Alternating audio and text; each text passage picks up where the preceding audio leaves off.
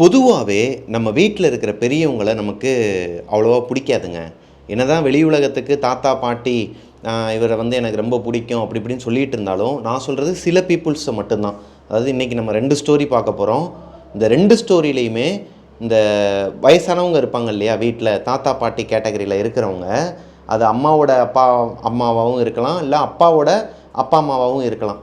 அவங்களோட வீட்டில் இருக்கும்போது பேரம்பேத்திங்களுக்கெல்லாம் ஒரு கட்டத்துக்கு மேலே அவங்க மேலே ஒரு வெறுப்பு வருங்க. அது எதனால் அந்த வெறுப்பு வருதுன்னா, கூட வர இந்த பசங்க, இந்த பையனோட பார்வை சரியில்லை, இவன் கூட பழகாத அப்படிங்கிற மாதிரி வீட்டில் இருக்கிற குழந்தைங்க கிட்ட வார்னிங் கொடுப்பாங்க.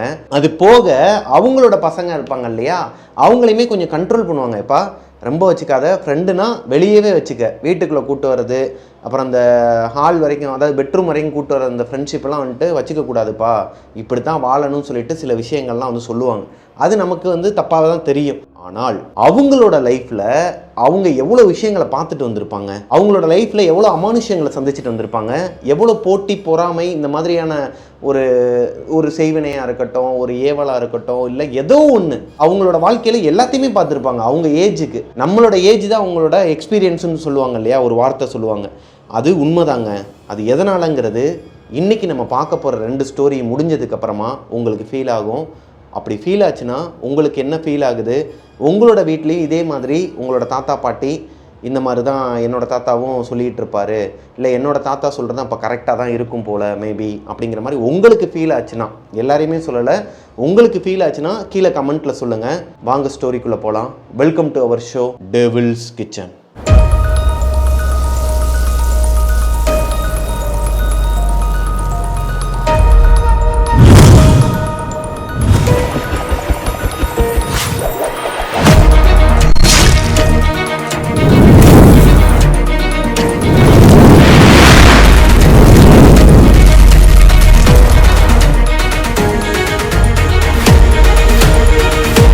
ஹலோ கோஸ்டீஸ், நான் உங்களோட பிரபாகரன். இன்றைக்கி நம்ம பார்க்க போகிற ஸ்டோரியை எனக்கு இன்ஸ்டாகிராமில் அனுப்பின பொண்ணோட பேர் கவிதாங்க. கவிதா மதுரைக்கு பக்கத்தில் இருக்கிற ஒரு கிராமத்தை சேர்ந்த பொண்ணுங்க.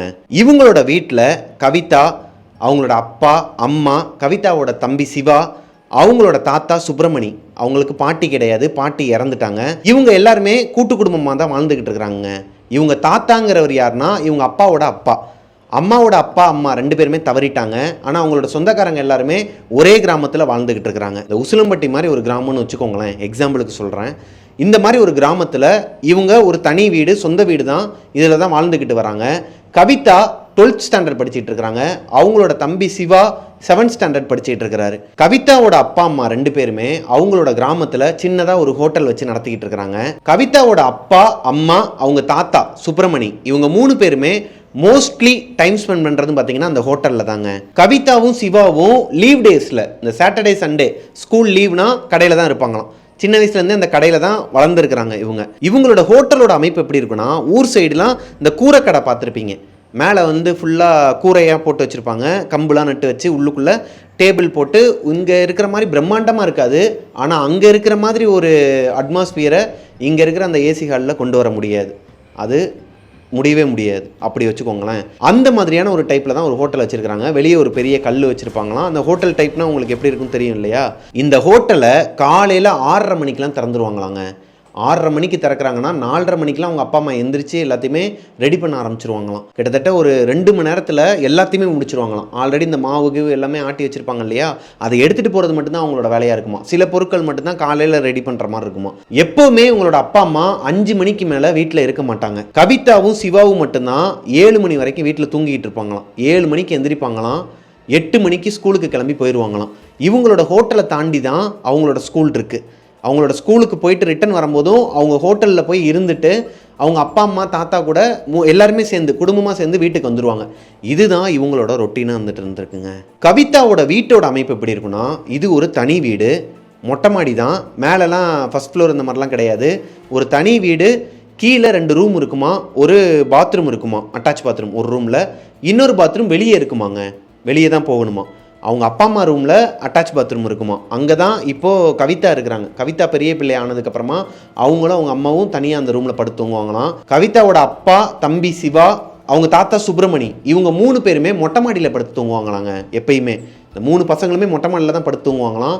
இவங்களோட வீட்டில் ஒரு டாக் ஒன்று வளர்க்குறாங்க. டாக் வளர்க்குறாங்கன்னா வேறு ஜெர்மன் ஷெப்பர்ட் இந்த மாதிரி ப்ரீடெலாம் கிடையாதுங்க.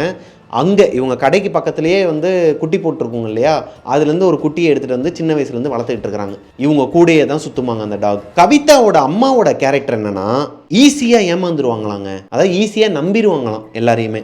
இப்போ யாருன்னா ஒருத்தவங்க கடைக்கு வந்துட்டு அக்கா நான் வந்து அக்கௌண்ட் வச்சுக்கிறேன் அப்படின்னு சொல்லி சொன்னாங்கன்னா பரவாயில்ல இருக்கட்டும் நீங்கள் அப்புறமா கொடுங்க அப்படிங்கிற மாதிரி ஒரு கேரக்டர். அப்படி சொல்லிட்டு நிறைய பேர் ஏமாற்றிட்டுலாம் போயிருக்கிறாங்களாம்.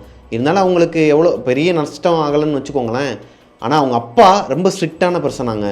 கடன் வந்து கண்டிப்பாக வைக்கவே கூடாது, யார் வந்தாலுமே கரெக்டாக இருக்கணுங்கிற மாதிரி ஒரு கேரக்டர். அவங்க அப்பாவே அப்படி இருக்கிறாருன்னா அவங்க தாத்தா எப்படி இருப்பார்? அவங்க தாத்தாவுக்கும் இவங்க அம்மாவுக்கும் ஆகவே ஆகாதான். பொதுவாகவே இந்த வீடுகள்லாம் மாமியார் மருமகளுக்கு ஆகாதும்பாங்க இல்லையா, இங்கே மாமனாருக்கும் மருமகளுக்கும் சுத்தமாக ஆகாதான். அவரை பார்த்தாலே எரிஞ்சு தான் விழுந்துட்டு இருப்பாங்களாம். இருந்தாலும் ஒரே இடத்துல தான் வேலை பார்த்துட்டு இருக்கிறாங்க 2 பேரும், அவங்களோட கடைங்கிறனால. இப்போது இவங்க தாத்தாவை கொஞ்சம் கொஞ்சமாக கவிதாவுக்குமே பிடிக்காமல் போகுதுங்க.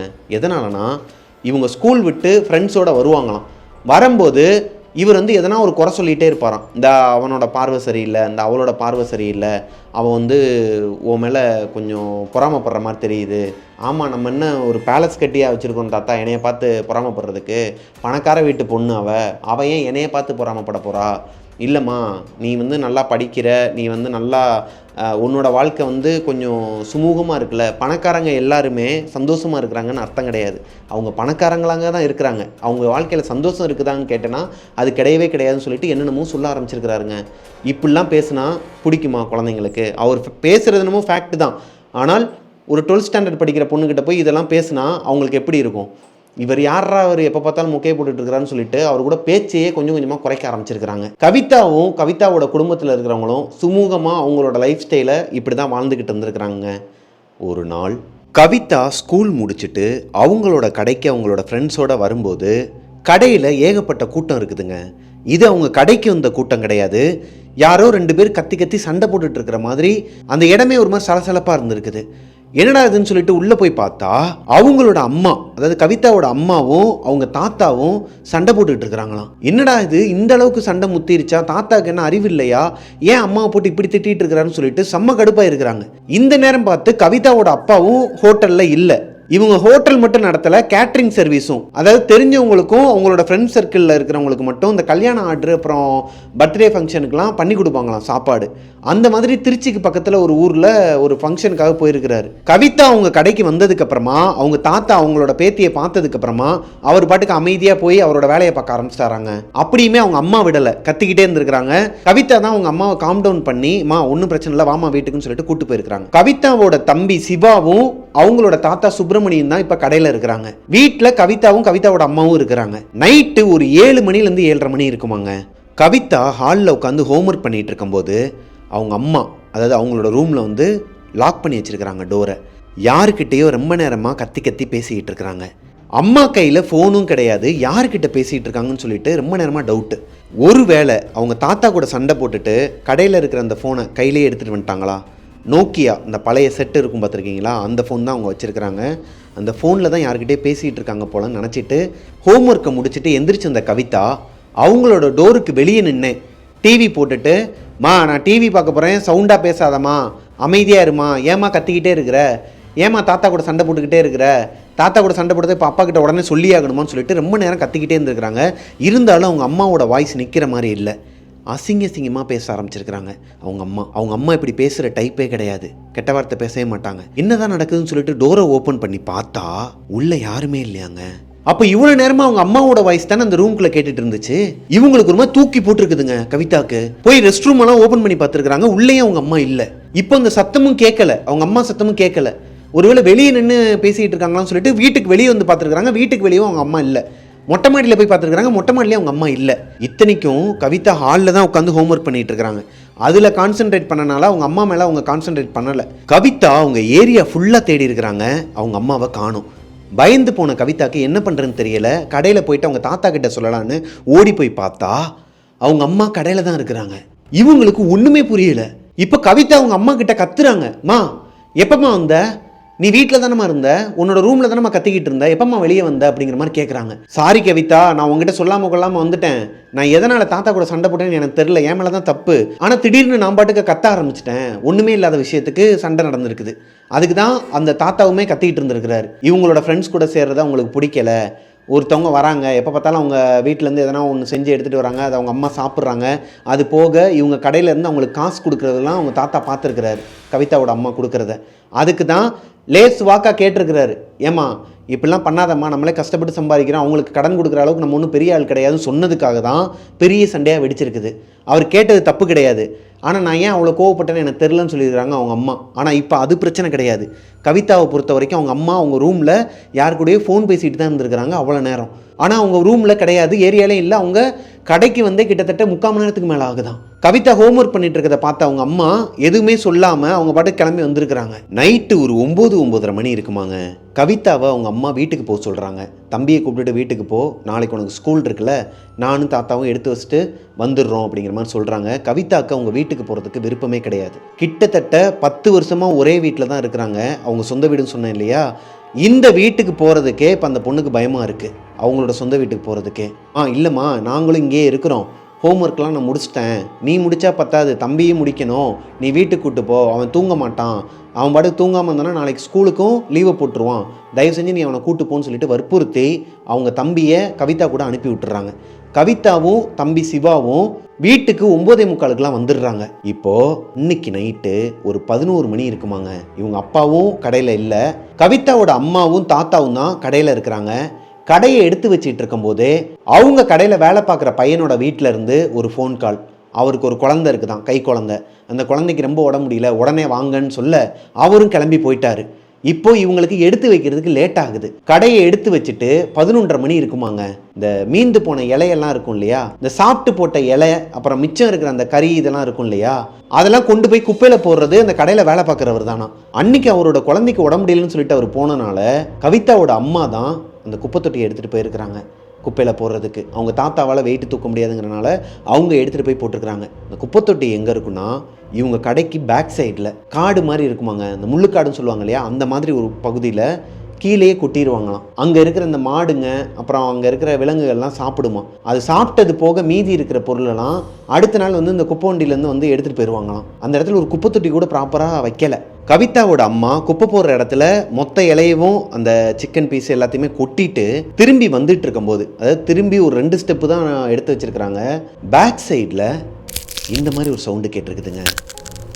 என்னடா அது, அன்டைமில் பின்னாடி அவங்களுக்கு நல்லா தெரியும், குப்பை கொட்ட போன இடத்துல சுற்றிலுமே எந்த நாயும் கிடையாது, யாருமே கிடையாது, ஒரு அனிமல்ஸ் கூட கிடையாது. இந்த மாடுங்கள்லாம் நிற்கும்னு சொன்னாங்க இல்லையா, ஆடு மாடுங்கள்லாம், அந்த மாதிரி யாருமே கிடையாது. பின்னாடி போட்ட ஸ்பாட்டில் யாரோ ஒருத்தவங்க இப்படி சாப்பிட்ற சத்தம் கேட்டிருக்குதுங்க. இவங்க அம்மாவுக்கு ஒரு மாதிரி பயம் வந்திருக்குது. இருந்தாலும் தன்னை அறியாமல் அப்படி திரும்பி பார்த்துடுறாங்க. அவங்களே அறியாமல் பின்னாடி திரும்பி பார்த்துடுறாங்க.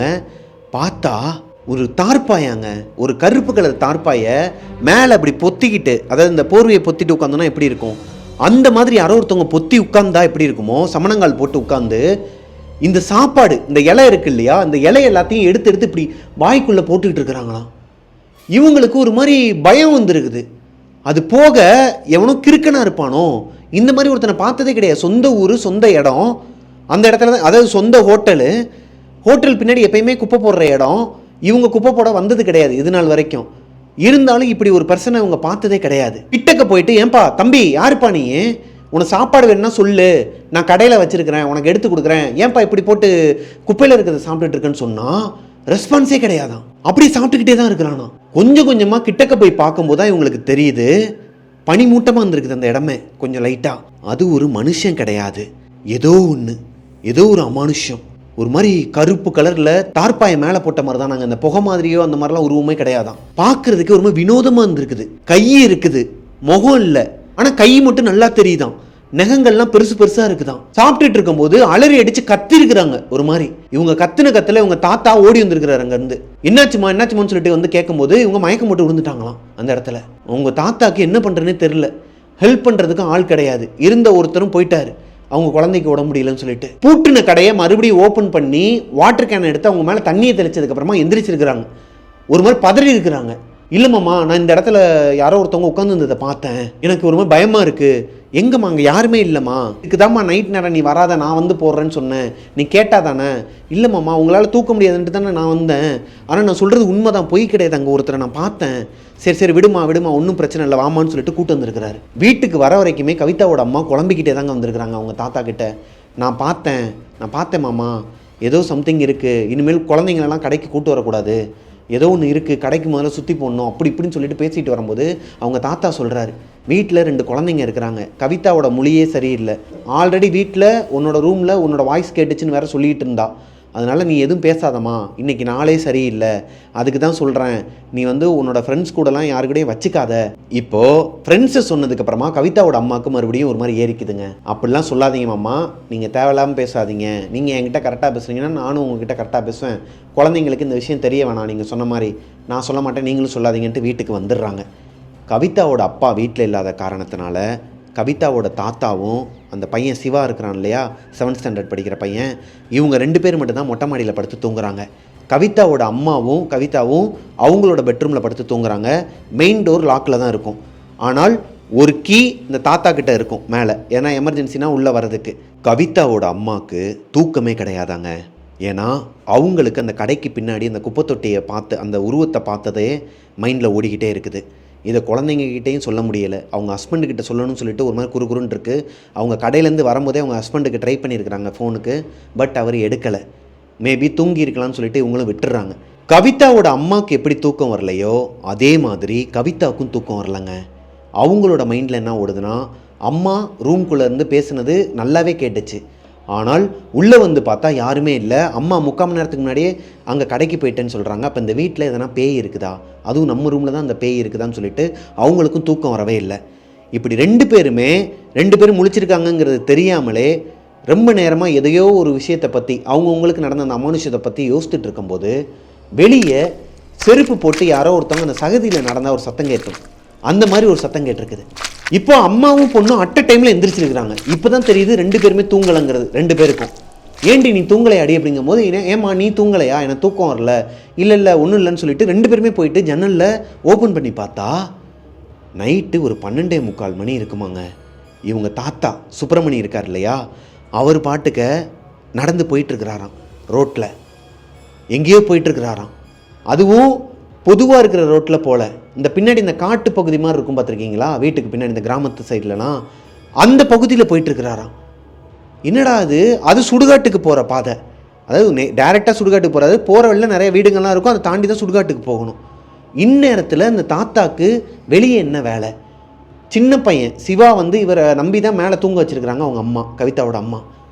சரியான கோபம் வந்துருக்குதுங்க. கவிதாவோட அம்மா இப்போ கதவை திறந்துட்டு மொட்டை மாடியில் போய் பார்த்துருக்குறாங்க, சிவா மட்டும் படுத்து தூங்கிட்டு இருந்திருக்கான், 7th ஸ்டாண்டர்ட் படிக்கிற பையன். இப்போ கவிதாவோட அம்மா அந்த சிவா தம்பியை தூக்கிட்டு இவங்களோட பெட்டில் வந்து படுக்க வச்சுட்டு மெயின் டோரை லாக் பண்ணிட்டு தூங்கிட்டாங்களாங்க. கவிதாவுமே தூங்கிடுறாங்க, ஏன்னா இவங்க தாத்தாவுக்கு இப்போ மாறிடுறாங்க 2 பேரோட மைண்டுமே. ஃபர்ஸ்ட் அந்த அமானுஷத்து மேலேயே உங்க மைண்ட் இருந்துச்சு இல்லையா, இப்போ உங்க தாத்தா எங்கே போனாரு, எதுக்கு இந்நேரத்தில் வெளியே போகிறாரு, இவரை நம்பி எப்படி பையனை வந்து மேலே படுக்க வச்சோன்னு சொல்லிட்டு அவங்க அம்மாவும் இவங்களும் குழம்பிக்கிட்டே படுத்து தூங்கிட்டாங்களாங்க. அடுத்த நாள் காலையில் 4:30 மணிக்கெலாம் எந்திரிச்சிருவாங்கன்னு சொன்னேன் இல்லையா, கவிதாவோட அப்பாவும் வந்துடுறாரு, 3-3:30 மணிக்கெலாம் அவர் வந்துடுறாரு. வந்ததுக்கு அப்புறமா அவங்க அம்மா அவங்க கிட்ட ஷேர் பண்ணுறாங்க நடந்தது எல்லாத்தையுமே.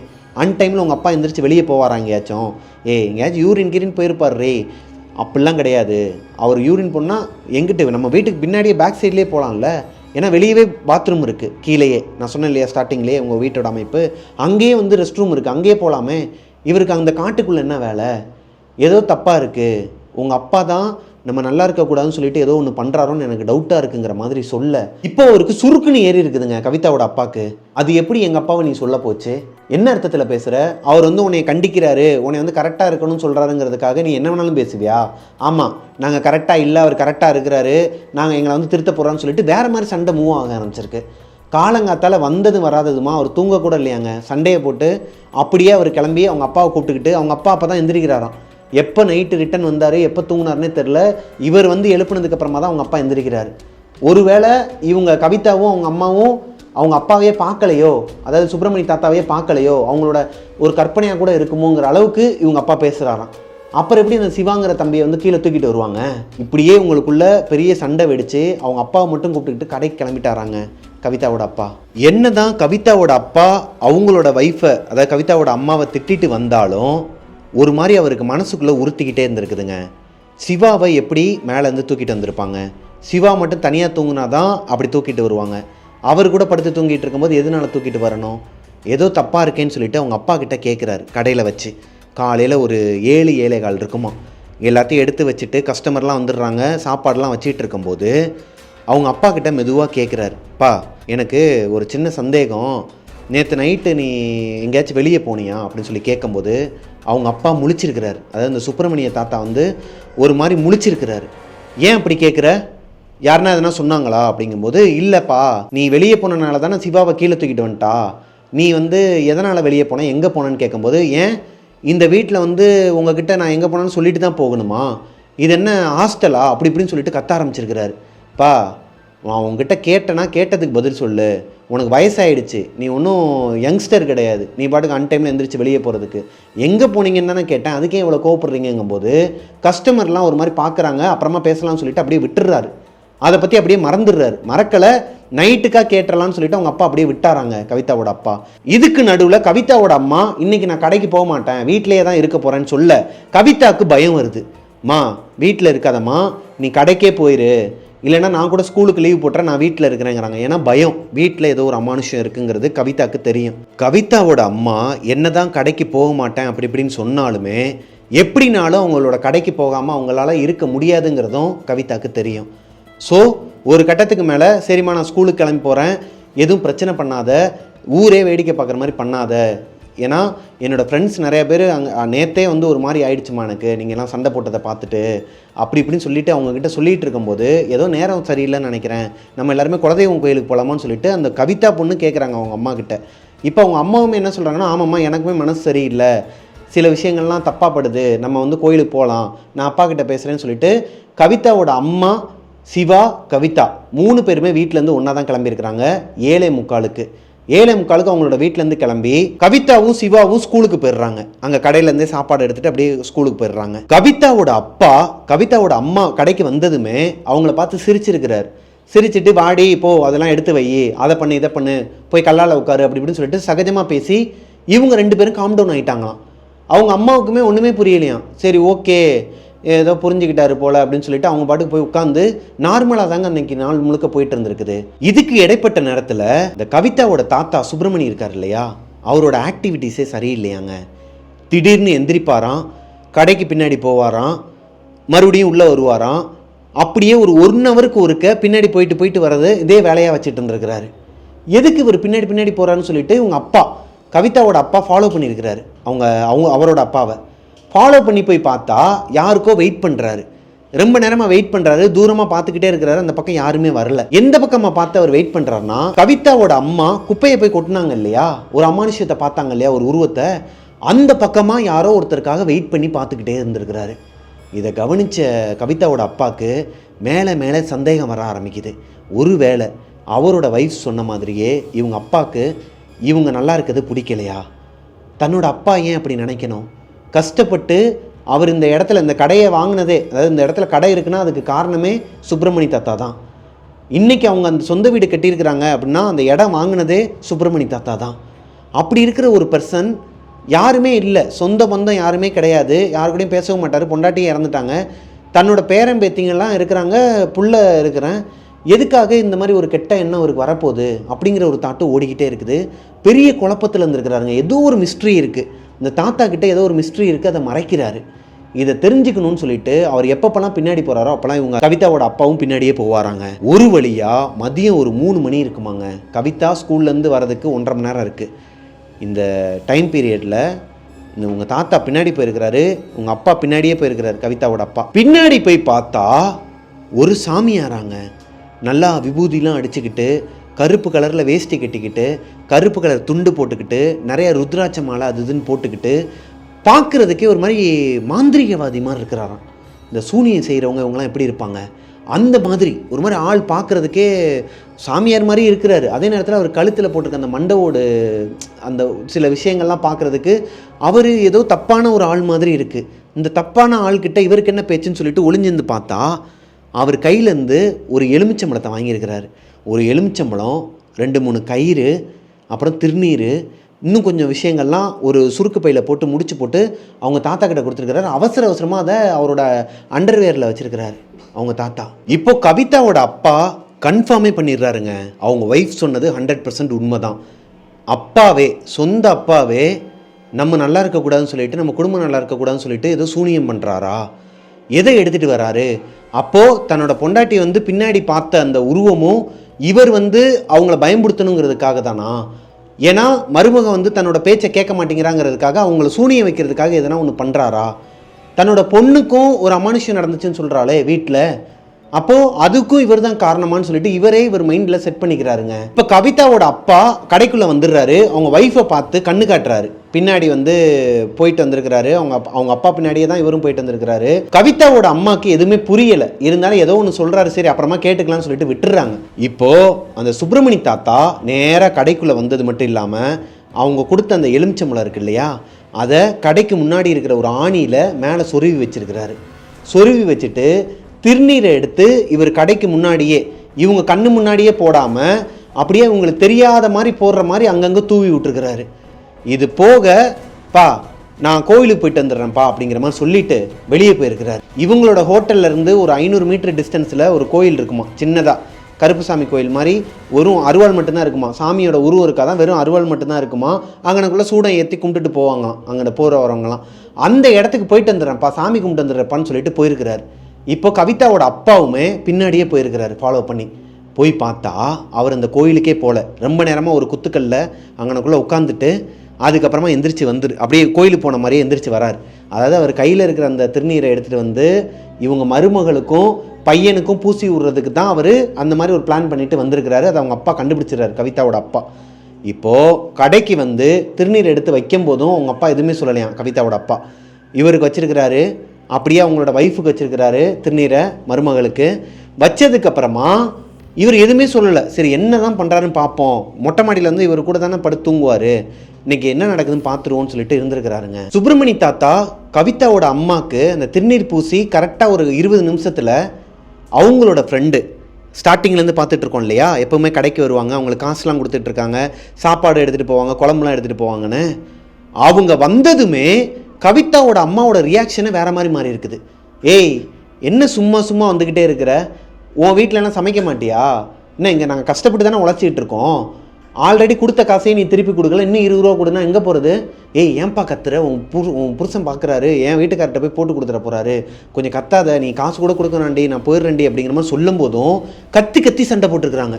இதுக்கப்புறம் கடை பக்கம் வந்தோன்னா உனக்கு அவ்வளவுதான், ஒழுங்கு மரியாதையாக போயிரு அப்படிங்கும்போது அந்த பொம்பளை முறைச்சிக்கிட்டே போயிருக்கிறாங்க இவங்க அம்மாவோட ஃப்ரெண்டு. இப்போ கவிதாவோட அப்பா கன்ஃபார்மே பண்ணிடுறாரு. ஏன்னா கவிதாவோட அம்மா இந்த லட்சுமி இருக்காங்க இல்லையா, அவங்களாவே இல்லை, அவங்க அப்படி டோட்டலாக மாறி இருக்கிறாங்க. இத்தனை நாளாக அவங்க ஃப்ரெண்டு கேட்குறது, அவங்களுக்கு என்ன தோணுதோ அதை பண்ணிக்கிட்டு தான் இருந்தாங்க. அவங்க ஹஸ்பண்டே எதுவுமே சொல்லலை. ஆனால் அவங்களோட மாமனார் இந்த சுப்பிரமணி தான் உரசலை கொடுத்துக்கிட்டே இருந்தார். இப்போ இவர் எப்போ இந்த திருநீரை பூசினாரோ அடுத்த 20 நிமிஷத்தில் அவங்களாவே இல்லை. எப்பயுமே சிரித்து பேசுகிற ஃப்ரெண்டுக்கிட்ட விரட்டி விட்டுருக்குறாங்க. ஆஹா, அப்போ நமக்கு எதை நினச்சிக்கிட்டு வச்சாருன்னு தெரியலையே திருநீரை, நமக்கு ஆனால் எதுவும் ஒர்க் ஆகுற மாதிரி தெரியலையே. ஏன்னா நம்ம நார்மலாக தானே இருக்கிறோம், நார்மலாக இப்போ வரைக்கும் அவரை வாட்ச் பண்ணிட்டு தானே இருக்கிறோம். எப்படியாச்சும் இவர்கிட்ட இருந்து குழந்தைங்களை காப்பாற்றிடணும், குழந்தைங்களுக்கு இந்த திருநீரை போடாமல் இருந்தால் சரிதான்னு சொல்லிட்டு வெயிட் பண்ணிட்டு இருந்திருக்கிறாரு.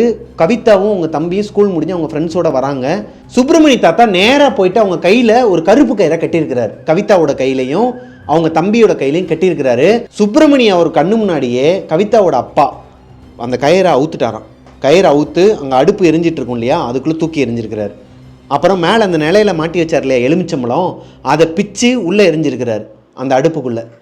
முதல்ல வெளியே போயா அப்படிங்கிற மாதிரி பேசியிருக்கிறாரு. அவர் மேலே அவ்வளோ மரியாதை வச்சுருந்த ஒரு பர்சன், தன்னோட அப்பானா அவ்வளோ மரியாதை கொடுக்கக்கூடிய ஒரு பர்சனாக அவர். ஒய்ஃபுக்குமே அவ்வளோ மரியாதை கொடுப்பாரு. அவங்க அப்பா சொன்னனால தான் அவங்க ஒய்ஃபையே திட்டி அடிக்கிற ரேஞ்சுக்கு போயிருக்கிறாரு. அவர் சொன்னது கரெக்டான விஷயங்கிறது 2வது பட்சம். ஆனால் இப்போது அவங்க அப்பாவும் முறையாக வாழ்க்கையில் போயா வாயான்னு பேசியிருக்கிறாராங்க. வெளியே போயா முதல்ல, உங்ககிட்ட வந்து என்னோடய குடும்பத்தை காப்பாற்றுறது தான் என்னோட மொதல் வேலை. நீ இந்த ஊர்லேயே இருக்கக்கூடாது, ஊரில் இருக்கிற சொந்த பந்தங்க கூட போயிட்டு அங்கே போய் செட்டில் ஆயிரு. அங்கிட்டு சாத்தூர் பக்கம் இவங்களோட அவங்க அப்பாவோட ஃப்ரெண்ட்ஸ் எல்லாம் அந்த பக்கம் தான் இருப்பாங்க, அங்கே போயிரு, இந்த ஊர்லேயே உன்னை நான் பார்க்கக்கூடாதுங்கிற மாதிரி சொல்ல இப்போ சுப்பிரமணி தாத்தா அழுக ஆரம்பிச்சிருக்கிறாரு. ஐயா என்னையா பேசிக்கிட்டு இருக்க, அப்பாவை போய் வாயா போயான்னு பேசலாமான்னு சொல்லிட்டு ஒரு மாதிரி நீதி கண்ணீர் வடிச்சிருக்கிறாரு. இங்கே பார், உன்னை பற்றி எனக்கு எல்லாமே தெரிஞ்சிருச்சு. என் பொண்டாட்டி சொல்லிக்கிட்டே இருந்தா இத்தனை நாளா, நான் வந்து எதுவுமே கேட்கல. இன்றைக்கி ஒரு வார்த்தையை விட்டா நீ வந்து ஏதோ ஒரு செய்வன சூனியம் பண்ணுறியா, அந்த வீட்டுக்கு வந்து ஏதோ ஒன்று நீ கெட்டது பண்ணுறங்கிறத அவள் தெரிஞ்சுக்கிட்டா. நேற்று நைட்டு உனக்கு என்னையா வேலை, வெளியே எங்கேயா போனேன், கேட்டாலும் சொல்ல மாட்டேங்கிற, பெரிய இவனாட்டம். அப்புறம் என்ன உனக்கு, ஏன் பத்த பிள்ளைகிட்ட சொல்ல மாட்டியான்னு சொல்லிட்டு பிடிச்சி திட்ட அந்த தாத்தா ஏதோ ஒன்று சொல்ல வந்திருக்கிறாரு சுப்பிரமணி தாத்தா. கவிதாவுமே அவங்க அப்பாவை திட்டுறாங்க. பா ஏன்ப்பா இப்படி திட்டுற, எல்லாருக்கும் முன்னாடியும் ஊரே பார்க்குதான், வேடிக்கை பார்க்குதான், ஏன்ப்பா தாத்தாவை திட்டுறம்மா, உனக்கு ஒன்றும் தெரியாதுமா, எல்லா மனுஷத்துக்கும் இந்த ஆள் தான் காரணம். வீட்டில் நீ ஏதோ ஒன்று பார்த்தேன்னு சொன்னல, அதையும் தான் ஏவி விட்டுருக்கிறான். அம்மா வந்து பழி வாங்கணுங்கிற பேரில் பின்னாடி ஏதோ ஒன்று ஏவி விட்டுருக்கிறான், என்னென்னமோ பண்ணிகிட்டு இருக்கிறாம்மா, இவனை பற்றி உனக்கு தெரியாது. எங்கள் அப்பாவே இருந்தாலும் நான் எதிர்த்து பேசுகிறேன்னா உனக்கு அதிலே தெரிய வேணாமா, நீ வீட்டுக்கு போ அப்படிங்கிற மாதிரி சொல்ல இப்போது கவிதா சண்டை போட்டு, சரிப்பா நீ அனுப்புறது முடிவு பண்ணிட்டல, தாத்தாவை நான் வீடு வரைக்கும் கூட்டு போயிட்டு வீட்டிலேருந்து நான் அனுப்பி விட்டுக்கிறேன்னு சொல்லிட்டு கூட்டு போயிருக்கிறாங்க. இதுக்குமே அவங்க அப்பா ஒத்துக்கலையாம். ஆனால் அவங்களோட அம்மா, கவிதாவோட அம்மா, அவங்க மாமனார்னாலே அவங்களுக்கு வெறுப்பு இருக்குன்னு சொன்னாங்க இல்லையா, இப்போது இந்த மாதிரி ஒரு சண்டை வரும்போது அவர் திருநீர் பூசினாலேயே என்னன்னு தெரிலையாங்க. அதுவுமே கவிதாவோட அப்பாவுக்கு டவுட் வந்திருக்குது.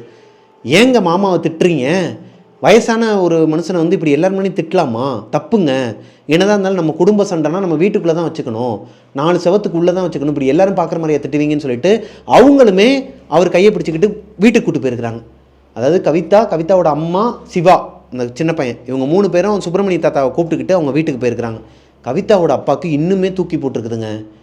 மாமனார்னாலே எரிஞ்சு விழுகிற ஒரு பர்சன் இப்போ அவருக்கு வக்காலத்தை வாங்கினது மட்டும் இல்லாமல், சப்போர்ட் பண்ணது மட்டும் இல்லாமல், கையை பிடிச்சி வீட்டுக்கு கூப்பிட்டு போகிற அளவுக்கு பண்ணிட்டான்.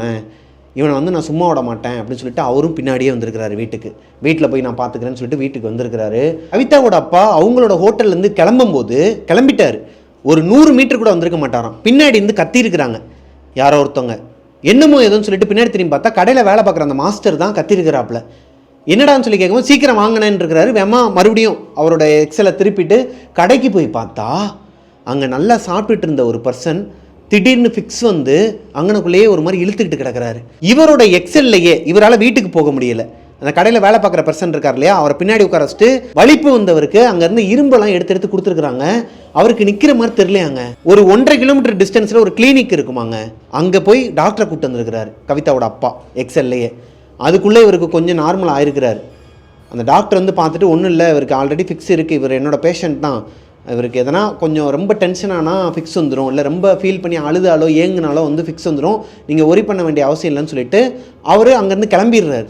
இப்போ மறுபடியும் அந்த ஹோட்டல்லேருந்து வீட்டுக்கு அவங்க அப்பாவை திட்டுறதுக்காண்டி கிளம்ப போகும்போது கடையில் உட்காந்து சாப்பிட்டுட்டு இருந்த ஒரு பர்சன் வெளியே வந்திருக்கிறாரு. எவனோ ஒருத்தவன் செம்ம ஸ்பீடில் வந்திருக்கிறாங்க, புல்லட்டில் நிதானமே இல்லாமல் செம்ம ஸ்பீடாக போதையில் வந்திருக்கிறான். குடிபோதையில் வந்தவன் அந்த நடந்து வந்த பர்சன் மேலே இடித்து அவர் போய் இவங்க கடைக்கு முன்னாடி ஒரு கல் வச்சுருப்பாங்களாம், முட்டு கொடுத்து இந்த அடுப்புக்கெல்லாம் வச்சுருப்பாங்க இல்லையா, அந்த கற்கள்லாம் யூஸ் பண்ணது போக மீதி கல்லெல்லாம் அங்கங்கே வச்சுருப்பாங்களாம், மேலே தார்பாய் மேலே வைக்கிறதுக்காக, மழை வந்துச்சுன்னா தேவைப்படுங்கிறக்காண்டி ஓரமாக தான் வச்சுருப்பாங்களாம். அந்த கல்லை எவனோ ஒருத்தவன் நடுவில் வச்சுருந்துருக்கான். எடுத்து யார் வச்சாங்கங்கிறது அவங்க அப்பாவுக்கு தெரில. கடையில் சாப்பிட்டுட்டு வெளியே வந்த பர்சன் மேலே புல்லட்டில் குடிச்சிட்டு வந்த பர்சன் இடித்து அவர் போய் அந்த கல்லில் விழுந்து மண்டை உடஞ்சி ரத்தமாங்க. கடை வாசல் ஃபுல்லாக ரத்தம். அந்த ஆள் துடிக்கிறாராம், வலிக்குதுன்னு சொல்லிட்டு ஒரு மாதிரி கத்துறாராம். இந்த குடிபோதையில் வந்தான் இல்லையா, அவனுமே கீழே விழுந்து அவன் கையில் ஸ்க்ராட்ச் ஆகி அங்கே அவனுக்கு ரத்தம், கடை வாசல் முழுக்க ரத்தம். கவிதாவோட அப்பாவுக்கு கை கால்லாம் உதற ஆரம்பிச்சிருக்குதுங்க. ஏன்னா இவங்க அப்பா எவ்வளோ பெரிய சூனியக்காரராக இருந்தால் இவரை வீட்டுக்கே வர முடியாத அளவுக்கு இப்படி ஒரு விஷயத்த பண்ணியிருப்பார்.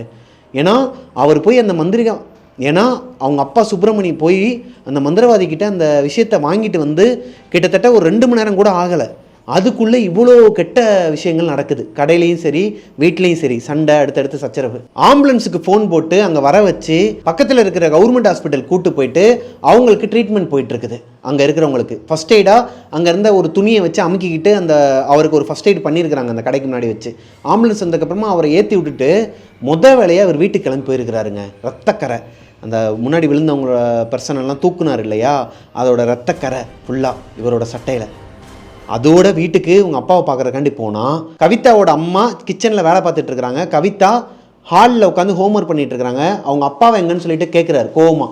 ரத்தக்கரையாக வேற இருக்குது. 2 பொண்ணுங்களுமே பயப்படுறாங்க. ஏங்க இப்படி கேட்குறீங்கன்னு சொல்லிட்டு அவங்க ஒய்ஃப் கேட்கும்போது, எங்கே இருக்கிறான் அவன் சொல்லு அப்படின்னு சொல்லிட்டு, அந்த ரூம்குள்ளே தான் இருக்கிறாரு, தூங்கிட்டு இருக்கிறாருங்க, டிஸ்டர்ப் பண்ணாதீங்கும்போது, நான் அவனை வீட்டை விட்டு வெளியே போக சொன்னால் தூங்கிட்டு இருக்கிறான்னு சொல்லிட்டு கதவை ஓப்பன் பண்ணிட்டு உள்ளே போயிட்டு கண்ட மணிக்கு திட்டிருக்கிறாருங்க.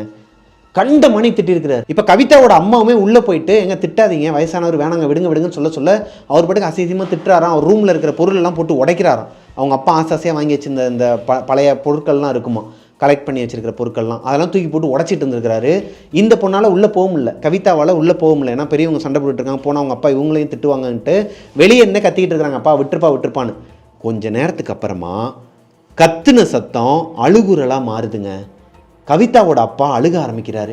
கவிதாவோட அம்மா அதுக்கு மேலே அழுக ஆரம்பிக்கிறாங்க. கவிதா கிட்ட எட்டி பார்த்து அக்கம் பக்கத்துலேருந்து ஆளை கூட்டுவா அப்படிங்கிற மாதிரி சொல்கிறாங்க. கவிதாவோட அப்பா, அதாவது கவிதா உள்ளே போய் பார்க்கும்போது கவிதாவோட அப்பா அப்படியே கீழே உடஞ்சி போய் உட்காந்து அழுதுகிட்டு இருக்கிறாராம். அவங்க அப்பா கையை பிடிச்சிக்கிட்டு, சுப்பிரமணி தாத்தா இறந்துட்டாரு, அவர் தவறிட்டார். இறந்து போன ஒரு பர்சன் கிட்ட தான் இவ்வளோ நேரமாக திட்டிகிட்டு இருந்திருக்கிறாரு கவிதாவோட அப்பா. என்ன பண்ணுறதுனே தெரியலையாங்க. அப்படியே ஒரு மாதிரி புஷ்ஷுனா இருக்குதுங்க. அவர் என்னென்னமோ நினச்சிட்டு வீட்டுக்கு வந்திருக்கிறாரு. ஆனால் அவங்க அப்பா இறந்துட்டார். என்ன தான் அவர் கெட்டது பண்ணியிருந்தாலும், இந்த குடும்பத்துக்குன்னு சொல்லிட்டு இவ்வளோ செய்வேனா அது இதுன்னு சொல்லிட்டு இவங்க கண்ணு முன்னாடியே மாட்டியிருந்தாலும், அந்த மனவேதனையிலேயே அவர் எதனா குடிச்சு செத்துட்டாரா, இல்லை அந்த மனவேதனையிலேயே அப்படியே இறந்துட்டாரா, ஹார்ட் அட்டாக் வந்து, இல்லை என்னாச்சுங்கிறது அவங்களுக்கு தெரில. இருந்தாலும் அவரோட அப்பாவில் அவரை பெற்றவருங்கனால ரொம்ப அழுதுட்டு இந்த விஷயம் அப்படியே அமைங்கிருச்சாங்க. அவர் இறந்து அடுத்து ஒரு 2-3 நாள் ஆகுது, சடங்கெல்லாம் முடிக்கிறாங்க. சுப்பிரமணி தாத்தா இறந்து 4வது நாள் சிவாவும் அவங்க அப்பாவும், அதாவது கவிதாவோட அப்பாவும் தம்பியும் மொட்டை மாடியில் படுத்து தூங்கிட்டு இருக்கிறாங்க. கவிதாவும் அவங்க அம்மாவும் வீட்டில் படுத்து தூங்கிட்டு இருக்கிறாங்க. இவங்க தாத்தா இறந்து அடுத்த 3 நாளுமே அந்த வீட்டில் எந்த அமானுஷமும் நடக்கலையான்னு கேட்டால் நடந்திருக்குதுங்க. நைட்டு இவங்களோட ரூமில் கவிதாவும் அவங்க அம்மாவும் தூங்கிட்டு இருக்கும்போது செருப்பு கால் சத்தம் கேட்குமா, சகதியில் யாரோ ஒருத்தவங்க நடந்து போகிற மாதிரி. இவங்க கண்டுக்க மாட்டாங்களாம். திடீர்னு பார்த்தா ஓடுற மாதிரி இருக்குமா. இந்த சத்தம் என்ன சொல்ல வருதுன்னா, இவங்களை வந்து அட்டென்ஷன் சீக் பண்ணுற மாதிரியே இருந்திருக்குது. என்னைய பாரு அப்படிங்கிற மாதிரியே அட்டென்ஷன் சீக் பண்ணியிருக்குது. எந்திரிச்சு ஒரு நாள் பார்த்துருக்குறாங்க. 2வது நாள் அவர் இறந்து 2வது நாள் எந்திரிச்சு பார்த்துருக்குறாங்க. பார்த்தா சுப்பிரமணி தாத்தா ஓடி போயிட்டுருக்கிறாராங்க. சுப்பிரமணி தாத்தா தானா, இறந்து போன ஒரு பர்சன், அவருக்கு உண்டான அடக்கம்லாம் எல்லாமே பண்ணிட்டாங்க. அவர் எந்திரிச்சு ஓடிட்டு இருக்கிறாராம். அவர் ஒரு பக்கம் நடந்து போனாங்கன்னு சொன்னாங்க இல்லையா, அந்த பக்கமாக அவர் ஓடிட்டு இருக்கிறாராம். அம்மாவுக்கும் பொண்ணுக்கும் ஒரு மாதிரி தூக்கி போட்டுருக்குதுங்க. பேசாமல் வந்து படுத்து தூங்கிட்டாங்களாம் திருநீர் பூசிட்டு. அடுத்த நாள் கவிதாவோட அம்மாவும் கவிதாவும் அவங்க அப்பா கிட்ட, அதாவது கவிதாவோட அப்பா கிட்ட இந்த விஷயத்த ஷேர் பண்ணலை. ஏன்னா அவரே அவங்க அப்பா இறந்துட்டாருங்கிற வருத்தத்தில் இருக்கிறாரு. இந்நேரத்தில் போயிட்டு அவர் ஆவியாக வந்தார், நான் பார்த்தேன் அப்படி இப்படின்னா கண்டிப்பாக சப்புன்னு வச்சுருவாருன்னு சொல்லிட்டு எதுவுமே சொல்லாமல் இருந்திருக்கிறாங்க. சரி கதவெல்லாம் மூடி ஜன்னல்லாம் மூடிடலாம், என்ன சத்தம் கேட்டாலும் ஓப்பன் பண்ண வேணாம் அப்படிங்கிற மாதிரி வாழ்ந்துக்கிட்டு இருக்கிறாங்க. என்ன சத்தம் கேட்டாலும் ஜன்னலை ஓப்பன் பண்ண வேணாம் அப்படிங்கிற ஒரு மைண்ட் செட்டில் இருந்திருக்கிறாங்க. அடுத்த நாள் நைட்டு தான் இப்போ நான் சொன்னேன் இல்லையா, சிவாவும் அவங்க அப்பாவும் படுத்து தூங்கிட்டு இருந்திருக்கிறாங்க. 12:30 இருக்குமாங்க. கவிதாவோட அப்பாவுக்கு ஏதோ ஒரு சத்தம் கேட்குது. இந்த பையன் இருக்கான்ல சிவா, யாருக்கிட்டேயோ பேசி சிரிச்சுக்கிட்டு இருக்கிறானா, கெக்க ஒரு மாதிரி பயங்கரமாக சிரிக்கிறானா. இந்த மாதிரி இந்த பையன் சிரித்து பார்த்ததே கிடையாது. அவங்க தாத்தா கூட மட்டும்தான். அந்த பையன் தாத்தா கூட ரொம்ப ஃபிட்டான். அந்த வீட்டிலையே அந்த தாத்தா கூட ரொம்ப ஃபிட்டுனா அந்த பையன் தான், கடைக்குட்டி சிவா. அந்த பையன் ரொம்ப சிரிக்கிறத பார்த்துட்டு இவங்க அப்பா படக்குன்னு எந்திரிச்சு பார்த்தா ஏதோ ஒரு புகை மாதிரியான உருவம் அங்கேருந்து மறைஞ்சிருக்குதுங்க. இப்போ அந்த பையன் மட்டும் அங்கே உட்காந்துருக்கிறான். அந்த புகை போச்சு இல்லையா, அந்த பக்கத்தை பார்த்து ஏதோ பேசிகிட்டு இருக்கிறானா. ஏன் தாத்தா போயிட்ட, வா தாத்தாங்கிறானா. கவிதாவோட அப்பாவுக்கு ஒரு மாதிரி தூக்கி போட்டிருக்குதுங்க. டேய் சிவா, யார்கிட்டடா பேசிக்கிட்டு இருக்க, எங்கே தாத்தா எங்கே, தாத்தா நான் சொன்னேன் அப்படின்னா, ஆமாம் தாத்தா தான்ப்பா வந்தார், நேற்று நைட்டு வந்தார், நாங்கள் பேசிட்டு தான் இருந்தோம், திடீர்னு அவர் பாட்டுக்கு எந்திரிச்சு ஓட்டார் அந்த பக்கமாக. எந்த பக்கம் ஓடினார்னா அதே பக்கத்தை கையை காட்டியிருக்கிறான்.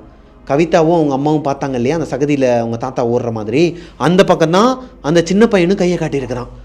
இப்போது கவிதாவுக்கும் அவங்க அம்மாவுக்கும் நடந்த விஷயம் கவிதாவோட அப்பாவுக்கு தெரியாது. அதே மாதிரி சிவாக்கும் அவங்க அப்பாவுக்கும் நடந்த விஷயம் கவிதாவோட அம்மாவுக்கும் கவிதாவுக்கும் தெரியாதாங்க, சொல்லிக்கல. அவங்க எப்படி பயந்தாங்களோ அதே மாதிரி இவரும் பயப்படுறாரு. அவங்க 2 பேரும் தனியாக தூங்குறாங்க, பயப்படுவாங்கன்னு சொல்லிட்டு அடுத்த நாள்லேருந்து, இந்த சம்பவம் நடந்த அடுத்த நாள்லேருந்து ஹாலில் படுத்து தூங்க ஆரம்பிக்கிறாங்க. இப்போ கவிதாவோட அம்மாவுக்கு ஒரு ஸ்மால் டவுட் வருது. ஒருவேளை இவரும் எதனா ஒரு விஷயத்த பார்த்துருப்பாரோ. இந்த சின்ன பையன் சிவா வேறு ஏதோ ஒரு விஷயத்த சொல்ல வரான், ஆனால் சொல்ல விடாமல் அவங்க அப்பா தடுக்கிறாரு, கண்ணை காட்டுறாரு, தலையாட்டுறாரு. பயந்துட்டு அந்த பையன் போகிறதையும் கவனிச்சிருக்கிறாங்க இந்த டைம் பீரியடில்.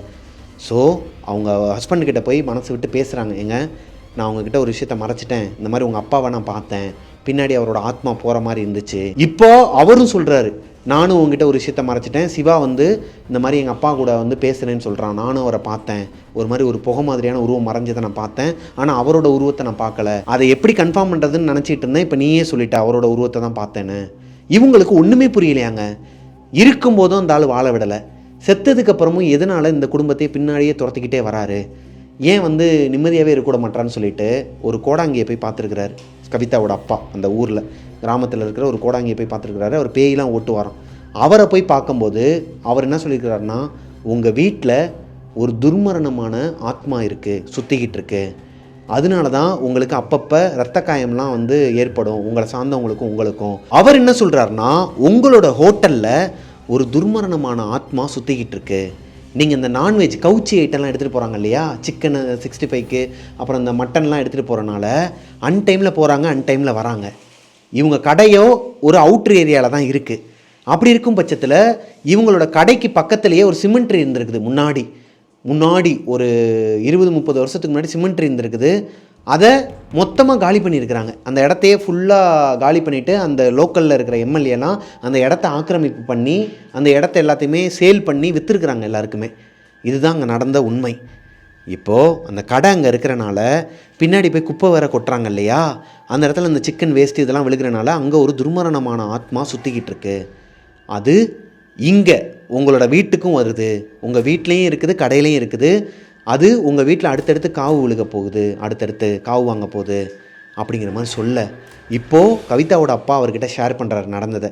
எங்கள் அப்பா வந்து இந்த மாதிரி சில விஷயங்கள்லாம் பண்ணார், செய்வனை அந்த மாதிரியான விஷயங்கள்லாம் பண்ணார். என் பொண்டாட்டி வந்து அவங்களோட ஃப்ரெண்டுக்கிட்ட வந்து பேசும்போது நல்லா பேசிகிட்டு இருந்தா, கரெக்டாக இருந்தா, ஆனால் இவர் வந்து திருநீர் பூசினதுக்கப்புறமா அந்த மாதிரிலாம் பண்ணா அப்படின்ட்டு இவங்களுக்கு நடந்த எல்லா விஷயத்தையும் எக்ஸ்பிளைன் பண்ணும்போது, அவங்க அப்பாவோட பேர் என்னன்னு கேட்டிருக்கிறார். சுப்பிரமணின்னு சொன்னதுக்கப்புறமா, ஒரு நிமிஷம் இங்கே உட்காருங்க, வெளியே உட்காருங்க, நான் ஒரு 5 நிமிஷங்க அப்புறமா கூப்பிட்றேன்னு சொல்லிட்டு அடுத்த கிளைண்ட்டை உள்ளே கூப்பிட்டுருக்கிறார். அடுத்து பார்க்க வந்தவங்களை உள்ளே கூப்பிட்டுட்டு இப்போ அவங்க அப்பா வெளியே உட்காந்துருக்கும்போது, கவிதாவோட அப்பா வெளியே உட்காந்துருக்கும்போது ஒரு பர்சன் வராரு அந்த இடத்துக்கு. அவர் யாருன்னா, சுப்பிரமணி தாத்தா ஒரு மாந்திரிகவாதி மாதிரி ஒருத்தர்கிட்ட இந்த எலுமிச்சம்பழம், கயிறுலாம், திருநீர்லாம், அப்புறம் சுருக்கு பையில் ஒரு விஷயங்கள்லாம் வாங்கிட்டு வந்தார் இல்லையா, அந்த பர்சன், அதை கொடுத்த பர்சன் இந்த இடத்துக்கு வராரு, கோடாங்கியோட இடத்துக்கு. வந்தது மட்டும் இல்லாமல் கவிதாவோட அப்பாவை சைடு கண்ணிலே பார்த்தும் பார்க்காத மாதிரி உள்ளே போயிருக்கிறாரு. இப்போ கவிதாவோட அப்பாவுக்கு கோபம் வந்து எந்திரிச்சியோ நில்லையான்னு சொல்லிட்டு பின்னாடியே போயிருக்கிறாரு. உள்ளே போய் பார்த்தா அந்த கோடாங்கியோட ஃப்ரெண்டு தான் இந்த மாந்திரிகவாதியாங்க. சுப்பிரமணி தாத்தாவுக்கு கொடுத்தார் இல்லையா பொருட்கள் கொடுத்தவர், இவரும் ஃப்ரெண்டாம். இப்போ இவர் பார்க்க வந்த கோடாங்கி ஃப்ரெண்டாம். ஆக்சுவலாக அந்த சுருக்கு பையில் ஒரு சில விஷயங்கள்லாம் போட்டு கொடுத்தாங்க, அதில் என்ன இருக்குன்னே தெரிலன்னார் இல்லையா, அதை போட்டு கொடுத்தது இந்த கோடாங்கி தான். அதில் 40 ஆணி போட்டிருக்கிறார், குட்டி குட்டியாக 40 ஆணி போட்டு கொடுத்துருக்கிறார். இந்த தாத்தா கிட்ட நிறைய சடங்குகள்லாம் பண்ண சொல்லி கொடுத்துருக்குறாங்க. ஆக்சுவலாக இந்த வீட்டில் என்ன நடந்திருக்குதுன்னா, இந்த கடையில் இருக்கிற ஆத்மா, அங்கே நிறைய துர்மரணமான ஆத்மாக்கள்லாம் இருக்குது, ஆனால் ஒரே ஒரு துர்மரணமான ஆத்மா மட்டும் இந்த கறி ஸ்மெல்லுக்கும் இந்த கவுச்சி வாடைக்கும் அந்த கடையவே சுற்றி சுற்றி வந்திருக்குது. இவங்க அம்மா ஆல்ரெடி அவர் நினச்ச மாதிரி தான், யார், அவங்க தாத்தா சுப்பிரமணி தாத்தா நினச்ச மாதிரி தான் அவங்க அம்மாவோட ஃப்ரெண்டு, கவிதா அம்மாவோட ஃப்ரெண்டு இவங்களுக்கு சூனியம் வச்சுருக்கிறாங்க. அவங்க சொல்கிறதெல்லாம் கேட்டு நடக்கணும், அவங்க காசு கேட்குறப்பெல்லாம் கொடுக்கணும், அவங்க என்ன சொன்னாலும் கேட்கணுங்கிற மாதிரி இவங்களுக்கு சாப்பாட்டில் எதோ கலந்து கொடுத்துருக்குறாங்களாங்க. அதனால தான் அவங்க அம்மா சுயநினைவு இல்லாமல் இத்தனை நாளாக இருந்துட்டு இருந்திருக்கிறாங்க. அதையுமே சுப்பிரமணி தாத்தா வந்து இவர்கிட்ட சொல்லியிருக்கிறார், இந்த கோடாங்கி கிட்ட. ஆக்சுவலாக அவர் எதனால் அந்த மாந்திரிகவாதி கிட்ட போனார்னா, அன்னைக்கு நைட்டு அப்படியே பின்னாடி வந்தீங்கன்னா கவிதாவோட அம்மாவும் கவிதாவும் ரூமில் படுத்து தூங்கிட்டு இருக்கும்போது வெளியே யாரோ செருப்பு போட்டு சகதியில் நடந்து போகிற சத்தம் கேட்டுச்சு. எந்திரிச்சு பார்த்தப்ப சுப்பிரமணி தாத்தா தான் அங்கிட்டு நடந்து போனார் இல்லையா. ஆக்சுவலாக அதுக்கு முந்தின நாள் நைட்டு என்ன நடந்துச்சுன்னா, சுப்பிரமணி தாத்தா மேலே படுத்து தூங்கிட்டு இருந்திருக்கிறாரு. அன்றைக்கி அவரோட பையனும் இல்லை, வெளியூர் போயிட்டார் இல்லையா. அவங்களோட பேரனோட படுத்து தூங்கிட்டு இருக்கும்போது ஒரு கொலுசு சத்தம் கேட்டிருக்குதுங்க. எந்திரிச்சிருக்கிறாரு. எந்திரிச்சது மட்டும் இல்லாமல் மேலே மொட்டை மாடிலேருந்து சுற்றி பார்த்துருக்கிறாரு. எங்கேயுமே யாருமே இல்லை. ஆனால் ஒரு கருகி போன ஒரு ஸ்மெல் வந்திருக்குது. இந்த பழங்கள் கெட்டு போய் அழுகி போய் ஒரு மாதிரி ஸ்மெல் வந்தால் எப்படிங்க இருக்கும், ரூம்குள்ளே பயங்கரமாக இருக்கும் இல்லையா. அந்த மாதிரி ஒரு ஆக்வர்டான ஒரு ஸ்மெல் வந்திருக்குது. இந்த ஸ்மெல்லை பார்த்துட்டு அவரால் டாலரேட்டே பண்ண முடியல. ஒரு மாதிரி வாமிட் வந்திருக்குது. ஆனால் அந்த பையன் நல்லா படுத்து தூங்கிட்டு இருக்கிறான். அந்த பையன் நல்லா தூங்குறனாலே என்னன்னு தெரில, சுயநினைவு இல்லாமல் படுத்து தூங்கிட்டு இருக்கிறான். இப்போ டவுட் ஆகி என்ன பண்ணியிருக்கிறான்னா கீழே வந்திருக்கிறாரு. கீழே வந்து பார்க்கும்போது அவங்க வீட்டுக்கு வெளியே ஒரு மோகினியை பார்த்துருக்கிறாரு. ஒரு மோகினியா, ஒரு பொண்ணு, அந்த பேர் சொல்லக்கூடாதுங்கிறனால நான் திருப்பி சொல்லலை, ஒரு தடவை சொல்லிட்டேன், புரிஞ்சுக்கோங்க. அது வெளியே உட்காந்துருந்துருக்குது. இந்த தாத்தாவை பார்த்து சிரிச்சிருக்குதுங்க. இவர் இந்த மாதிரியான விஷயங்களுக்கெல்லாம் பயப்படக்கூடிய ஆள் கிடையாது. இவரோட எக்ஸ்பீரியன்ஸே வேறு. ஆக்சுவலாக இவரோட பாஸ்ட்டில் ஒன்றுமே இல்லாமல் தான் ஆரம்பிச்சிருக்கிறாரு. இவரோட ஃப்ரெண்ட்ஸ் எல்லாருமே இந்த கோடாங்கி, இந்த மாதிரியான பேய் ஓட்டுறவங்க, இந்த மாதிரி இருக்கிறவங்களாம், அவங்க கூட தான் ஃப்ரெண்ட்ஷிப் வச்சுருப்பாராம். எப்பேற்பட்ட ஃப்ரெண்ட்ஷிப் பார்த்துக்கோங்க. அவங்க எல்லாருக்கிட்டையும் சில விஷயங்கள்லாம் கற்றுக்கிட்டு இருக்காரு. சின்ன சின்ன விஷயங்கள்லாம், இது வந்தால் என்னென்னலாம் பண்ணணும், என்னென்னலாம் பண்ணக்கூடாதுங்கிறது அவர் தெரியுமா. அவரோட கழுத்தில் எப்பயுமே தர்கால மந்திரிச்சு அந்த பச்சை கலரில் ஒரு விஷயம், ஒரு தாயத்து மாதிரி போட்டிருப்பாங்க, கவனிச்சிருப்பீங்க. விஜய் சேதுபதி நான் கூட போட்டிருப்பாரு. அந்த மாதிரி ஒரு தாயத்தை டக்குன்னு அத்து அது மேலே எரிஞ்சிருக்கிறாருங்க. அட்ட டைமில் அந்த இடத்துல இருந்து மறைஞ்சிருச்சான். இதோட இதை சும்மா விடக்கூடாதுன்னு சொல்லிட்டு அன்றைக்கி நைட்டே அவருக்கு மனசுக்கு போகணுமா படப்படன்னு நடிச்சிருக்குது. தாயத்தை எடுத்து கழுத்தில் மாட்டிட்டு அங்கேருந்து நேராக கிளம்பி போயிருக்கிறார். அப்போ தான் கவிதாவோட அம்மாவும் எந்திரிச்சிருக்கிறாங்க. அதாவது அவங்க தூங்கவே இல்லை. டக்குன்னு கண்ணு முழிச்சு பார்க்கும்போது சவுண்டு கேட்குதுன்னு சொல்லிட்டு எந்திரிச்சு பார்க்கும்போது இவர் வேகமாக நடந்து ஓடி போயிருக்கிறார் அந்த பக்கமாக. ஆக்சுவலாக அவர் எங்கே போயிருக்கிறாருன்னா, அவரோட ஃப்ரெண்டுகளில் ஒருத்தரான இந்த மாந்திரிகவாதியை பார்க்குறதுக்கு தான். கடைக்கு பின்னாடி வந்து சில விஷயங்கள் கொடுத்தார் இல்லையா, அவர்கிட்ட போய் சொல்லியிருக்கிறார், இந்த மாதிரி நான் ஒரு விஷயத்தை பார்த்தேன்னு சொல்லிட்டு. அவர் என்ன சொல்கிறாருன்னா, ஒரு 2 நாள் வெயிட் பண்ணு, நான் 2 அந்த எத்தனையோ ஒரு மண்டலம்னு சொன்னாங்க, இத்தனை மண்டலம் பூஜையில் வச்சு நான் எலுமிச்சம்பழம் சில விஷயங்கள்லாம் தரேன், அதை உன்னோட கடையிலையும் வீட்லேயும் வந்து வச்சிரு. அவர் என்ன சொல்லியிருக்கிறாருன்னா, சுப்பிரமணிய தாத்தா, என் உயிர் போனாலும் பரவாயில்ல, என்னோடய பேரம்பேத்திங்களையும் என் பையனோட உயிருக்கும் என் மருமகளோட உயிருக்கும் எந்த ஆபத்தும் வந்துடக்கூடாது, நான் காவல் காத்தங்க நிற்பேன், என்னை தாண்டி தான் எதுவாக இருந்தாலும் நடக்கணும்னு சொல்லிட்டு இருந்த ஒரு பர்சனாங்க. அவருக்காக தான் 2 நாளாக அந்த பூஜையில் வச்சு எல்லா விஷயங்களையும் எடுத்துகிட்டு வந்திருக்கிறாங்க. எனக்கு கொஞ்சம் மட்டும் அவகாசம் கொடு, சாமி முன்னாடி வச்சு நான் ஆல்ரெடி மந்திரிச்சு எடுத்துகிட்டு வந்த ஒரு எலுமிச்சம்பழம், இந்த திருநீர், கொல்லிமலையிலேருந்து எடுத்துகிட்டு வந்த தாயத்து, இதெல்லாம் வந்து நான் பூஜையில் வச்சு உங்ககிட்ட வந்து கொடுக்குறேன். ஒரு நேரம் வரும், அந்த நேரம் வந்து நான் கொடுக்குறேன், நான் பின்னாடி கடைக்கு பின்னாடி வந்துட்டு உனக்கு சிக்னல் கொடுக்குறேன், நீ வந்து வாங்கிக்கோ அப்படிங்கிறாரு. ஏன் இதை உன் பையன்கிட்ட சொல்லலாமேன்னு சொல்லும்போது, இல்லை பயந்துருவான், தன்னோட பிள்ளைங்களுக்கோ இல்லை பொண்டாட்டிக்கோ எதனா ஒன்றுனா அவன் பயந்துருவான், அவன் வந்து என்னோட அளவுக்கு தைரியமானவன் கிடையாது, அதனால் அவனுக்கு தெரிய வேணாம், நானே பார்த்துக்கிறேன் அப்படிங்கிற மாதிரி சொல்லிவிட்டு எல்லாத்தையுமே சஸ்பென்ஸாக பண்ணியிருக்கிறாருங்க. சஸ்பென்ஸுங்கிறத விட அவங்களோட நல்லதுக்காக தாங்க எல்லாத்தையுமே பார்த்து பண்ணியிருக்கிறாரு அந்த மனுஷன். அதை இவர் வேற ஒரு கோணத்தில் பார்த்துட்டு, அதனால தான் அந்த இடத்துல திருநீர் பூசினோடனே அவங்க அம்மா கொஞ்சம் சுயநினைவுக்கு வந்து அந்த ஃப்ரெண்டுக்கிட்ட வந்து நார்மலாக எப்பயும் இருக்கிற மாதிரி மாறி பேசியிருக்கிறாங்க. அது அவங்க ஒன்றும் இவர் திருநீர் வச்சனால அவரோட வசியத்தில் மயங்கி அந்த மாதிரி பேசலை, அவங்க நார்மலாகவே அப்போ தான் ஆயிருக்கிறாங்க கவிதாவோட அம்மா. இது எல்லாத்தையுமே அவங்க அப்பாவுக்கு இப்போ தாங்க புரிய வருது. லாஸ்ட்டாக இறக்குறதுக்கு முன்னாடி ஒரு விஷயம் பண்ணியிருக்கிறாரு அவரோட வீட்டில். நான் சொன்னேன் இல்லையா, இந்த 40 ஆணி இருக்கு இல்லையா, இதை அவங்களோட நிலவாசல்லையும் பின்னாடி வாசல்லையும் அடிக்கணும். இதை அடிக்கிறதுக்கு ஏகப்பட்ட தடங்கல்கள் வரும், உயிரே போனாலும் அதுக்கு ஆட்சேபணம் கிடையாது. இந்த ஒரு விஷயத்தை பண்ணுறதுக்காக தான் மகன் தன்னை கடையை விட்டு வெளியே போன்னு சொன்னால் கூட, வீட்டை விட்டு வெளியே போன்னு சொன்னால் கூட, நான் வீட்டுக்கு போயிட்டு வந்துடுறேன் ஏன்னு சொல்லிட்டு அவர் வந்திருக்கிறார். வீட்டுக்கு போய் இந்த விஷயத்தை பண்ணிவிட்டு அங்கேருந்து வெளியே வந்துடலாங்கிறது தான் அவரோட பிளானாக இருந்திருக்குது. வீட்டுக்கு வந்த உடனேயுமே முன்னாடி 20 ஆணி, பின்னாடி 20 ஆணி அடிச்சிருக்கிறாரு. இந்த 20 ஆணிலையுமே ஒரு 10 ஆணியில் அவரோட ரத்தம் கையிலேருந்து. ஆனால் அது அவரோட ரத்தம் கிடையாது. ஏன்னா கவிதாவோட அப்பா வீட்டுக்கு வந்து சுப்பிரமணிய தாத்தாவை திட்டிக்கிட்டு இருக்கும்போது அவர் இறந்து போயிட்டார் இல்லையா, அவர் கையில் ஒரு துளி ரத்தம் கிடையாது. நல்லா பேசிகிட்டு இருந்த மனுஷன் அவர் தான் கவிதாவோட அம்மாவை, அம்மா ஒரு காஃபி மட்டும் போட்டு கொண்டு வாமான்னு இருக்கிறாரு. மாமா அந்த பாத்திரத்தை கழுவிட்டு இருக்கேன், பாத்திரத்தை கழுவிட்டு காஃபி போட்டு கொண்டு வாமான்னு சொல்லிட்டு போய் படுத்துருக்கிறாரு. அதுக்குள்ளேயே கவிதாவோட அப்பா வீட்டுக்கு வந்துடுறாரு. வீட்டுக்கு வந்தவர் உள்ளே போய் பார்க்கும்போது அவர் இறந்துட்டார். இது தாங்க அவங்க வீட்டில் நடந்திருக்குது. கவிதாவோட அப்பாவால் தாங்கவே முடியலையாங்க, அவரும் மனசுடைஞ்சு அங்கேயே உட்காந்து அழுதுட்டு இருந்திருக்கிறார். கவிதாவோட அப்பா வீட்டுக்கு போய் அவங்க ஒய்ஃப் கிட்ட நடந்தது எல்லாத்தையும் சொல்லியிருக்கிறார். கவிதா அவங்க தம்பியோட ஸ்கூலுக்கு போயிட்டாங்க, கவிதாவோட அம்மா மட்டும்தான் வீட்டில் இருந்துருக்குறாங்க. அவங்கக்கிட்ட போய் நடந்ததெல்லாம் சொல்லும்போது அவங்களுமே அழுதுருக்குறாங்க. அவங்க மாமனார் இறந்தது கூட அந்த அளவுக்கு அழுகலையாம். ஆனால் இப்படிப்பட்ட ஒரு நல்ல மனுஷன் இருக்கும்போது அவரை வந்து அவரை மதிக்காமல் சண்டை போட்டுக்கிட்டு ரொம்ப அவரை வந்து ஒரு மாதிரி துன்புறுத்தி இருக்கோமோ, அவரை வந்து ரொம்ப கஷ்டப்படுத்திட்டோமோன்னு சொல்லிட்டு 2 பேருமே அந்த வேதனை இப்போ வரைக்குமே இருக்குதாங்க கவிதாவோட அப்பா அம்மாவுக்கு. இப்போ கவிதாவோட அப்பா அம்மா 2 பேருமே அதே கிராமத்தில் அவங்க சொந்த வீட்டில் தான் இருக்கிறாங்க.